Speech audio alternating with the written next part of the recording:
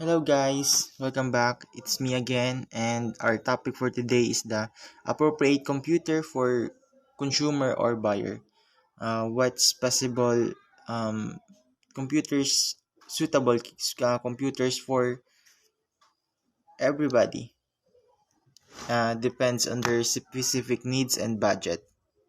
Okay, so karon our contents is the basic users, students, and gamers. So for basic users,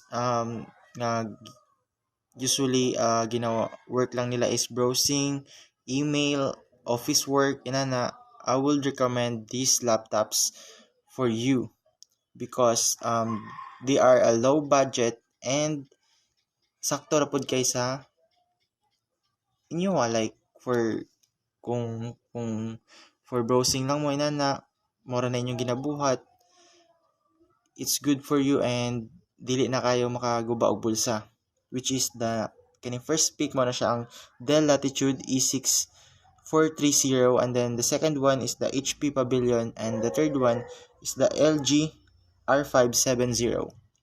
So mo na siya for you guys. And then the next one for students na siya. Okay, and then which kabalo na mo sa mga students, to use PowerPoints, coding for students na IT, and then AutoCAD. Okay, these laptops are basically for you. Sa kaning sa taas mo ni siya ang Lenovo IdeaPad, and then if mga naman po yung mga student pod nga mga rich kid pod inana, I would recommend especially the MacBook, no other than that.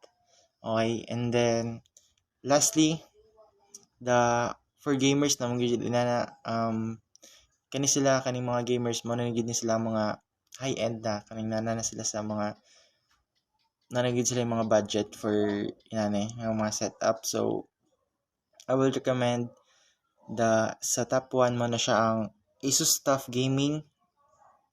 Super good kaya ang specs niya. Okay, and then built-in gaming desktop kaning sa bottom. Okay, of course, 'di ba, pag gusto nimo ang kaning kuan, mag-build na kag mga upgrade inana. So mao na siya. That's it guys for what's the appropriate budget laptops para sa inyo ha, specific needs and budgets. Okay.